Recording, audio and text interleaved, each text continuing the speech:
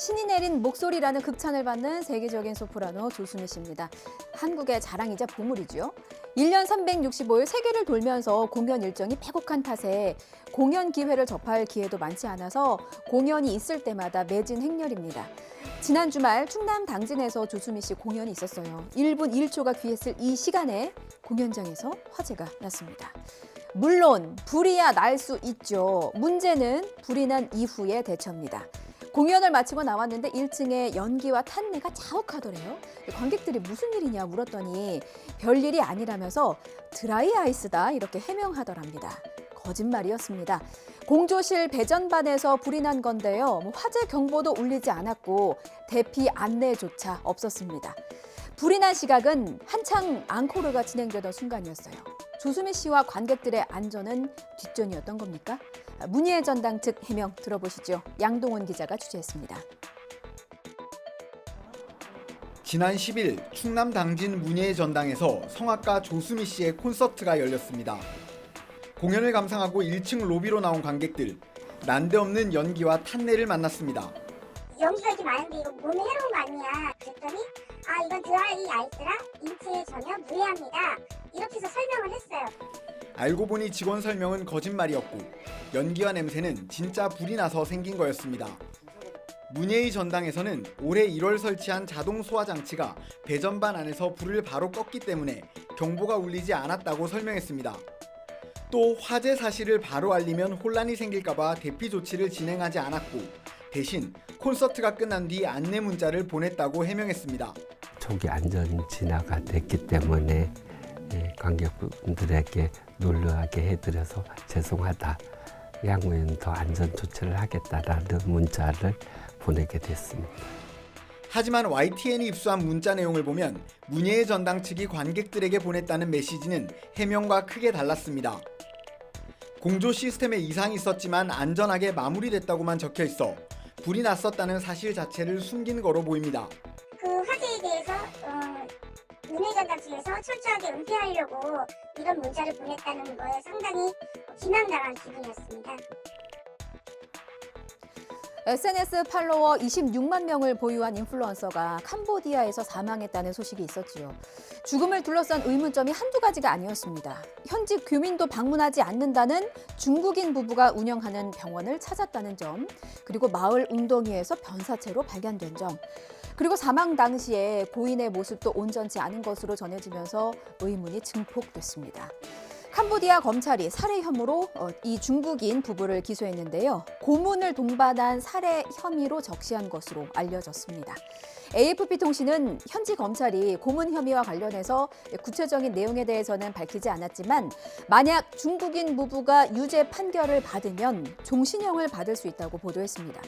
사망한 30대 여성 A씨는 26만 명의 SNS 팔로워를 가진 인터넷 방송 진행자였습니다.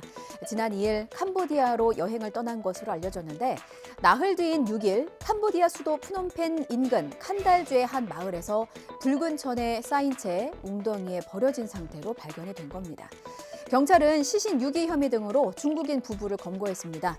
중국인 부부는 지난 4일 A씨가 자신들이 운영하는 병원을 찾았고 치료를 받던 중에 갑자기 발작을 일으켜서 사망하자 시신을 유기했다고 경찰에 진술했습니다. 현지에 간 유족 측이 부검에는 동의하지 않은 것으로 알려져 정확한 사망 원인을 파악하기까지는 시간이 걸릴 것으로 보입니다. 요즘 셀프 주유소 많이들 이용하시죠? 근데 기름 넣었다고 끝이 아니고요. 차량에서 주유건 빼서 기계에 걸고 주유구 닫고 이 과정까지 다 해야 주유를 마친 겁니다. 그런데 한 차량이 주유건을 꽂은 채 그대로 출발하면서 맞은편에서 주유하던 운전자가 날벼락을 맞는 일이 있었는데요. YTN으로 들어온 제보 영상 함께 보시겠습니다. 지난 12일 오전 11시쯤 인천에 있는 한 셀프 주유소의 모습입니다. 주유를 마친 한 여성, 불사 주유건을 꽂은 채 그대로 문을 닫고 출발합니다. 이거 안 되는데 이렇게 외치려던 순간 차량에서 뽑힌 주유건은 그대로 맞은편에서 주유하던 남성에게 향했습니다. 날아오는 새똥이를 피할 길은 당연히 없었고요. 얼마나 아팠겠습니까? 보는 제가 다 아픕니다. 피해자는 맞은 부위를 감싸주며 고통스러워했고 한동안 일어서지도 못했습니다. 이거 머리에 맞지 않은 게 정말 천운입니다. 당시 직원들과 손님들이 달려가서 여성의 차를 멈춰 세웠대요. 왜 그랬느냐 경위를 물었더니 정신이 없어서 실수를 저질렀다며 사과했다고 합니다. 주유건에 맞은 남성은 부상을 입고 병원에서 정밀 검사를 받았다고 해요. 또 주유소 측에서도 주유기 센서 이상과 주유건 파손으로 해당 기기를 이용할 수 없어서 보험 처리 절차를 진행 중이라고 합니다. 제보자의 말씀 이어서 들어보겠습니다. 주유를 하려고 이제 핸드폰 결제를 하고 있었는데 타시고 그냥 출발을 하시더라고요. 몸이랑 팔 쪽으로 그냥 이 주유건이 다이렉트로 날라와 버려가지고 나가는 출구까지 그냥 쭉 가시더라고요. 옆에 있는 사람들이 소리 쳐주시고 저도 이제 불렀죠. 이거 왜 안 붙고 이걸 그냥 가시냐, 뭐 하시는 거냐. 그러니까 정신이 없었다 이러는데 눈이나 뭐 얼굴 쪽에 맞았으면은 크게 다칠 뻔한 거고, 의사진 선생님들도 이제 어떻게 이런 일이 발생하냐, 뭐 잔뼈라고 하시는 것 같은데 다시 검사를 해봐야 될 것 같아서 이번 치료도 지금 생각을 하셔야 된다 얘기하셔가지고. 예, 지금까지 마약 분실 사건 여러 차례 보도해드렸는데요. 이런 황당한 일도 있습니다. 어라, 마약이 어디 갔지? 부랴부랴 마약을 찾는 사람들, 바로 강원도 춘천시 보건소 직원들입니다. 수사기관이 압수한 마약을 보건소에 보관하고 있었는데요. 이게 사라져버린 겁니다. 보관을 부실하게 했나 싶어서 봤더니요. 이중 잠금 장치가 아주 튼튼하게 되어 있는 금고에 보관하고 있었대요. 그런데도 사라져버린 겁니다. 검찰이 춘천시 보건소에 마약을 맡긴 건 지난 2021년입니다.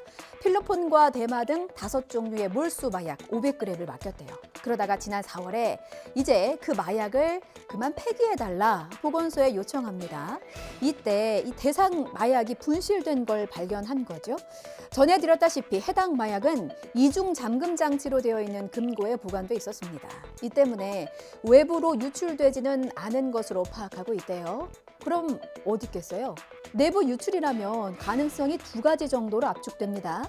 누군가가 고의로 빼돌렸거나 아니면 누군가가 실수로 버렸거나.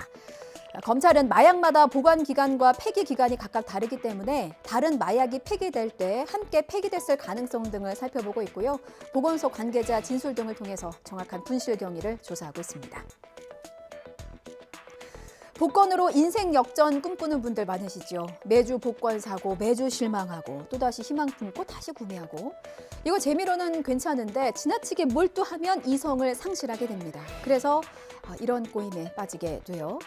슈퍼컴퓨터로 로또 번호를 예측해주겠다. 당첨이 안 되면 환불을 해주겠다.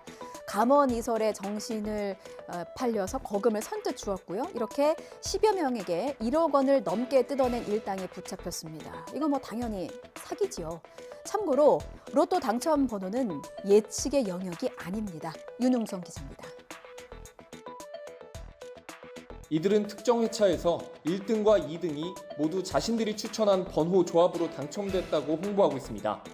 이 사이트의 운영자 29살 A씨 등 5명은 지난 2020년 8월부터 10달 동안 자신들이 추천한 번호로 당첨을 보장한다며 회원가입을 유도했습니다. 이들은 슈퍼컴퓨터로 특수기법을 통해 당첨 번호를 예측한다며 당첨되지 않으면 환불해주겠다고 고객들을 안심시켰습니다. 하지만 슈퍼컴퓨터 분석 기법은 물론 1등이 배출됐다는 것 모두 거짓이었습니다. 특히 더 많은 돈을 내야 1등에 당첨될 수 있다며 속이는 수법으로 피해자를 모았습니다. 여기에 속아 돈을 건넨 사람은 모두 17명. 이들이 낸 금액은 1억 3천여만 원에 달합니다. 물론 약속했던 피해자들의 환불 요청도 응하지 않았습니다. 로또 발행사인 동행복권은 생방송으로 진행하는 추첨 특성상 당첨번호 예측이나 당첨 확률을 높이는 것은 불가능하다고 밝혔습니다.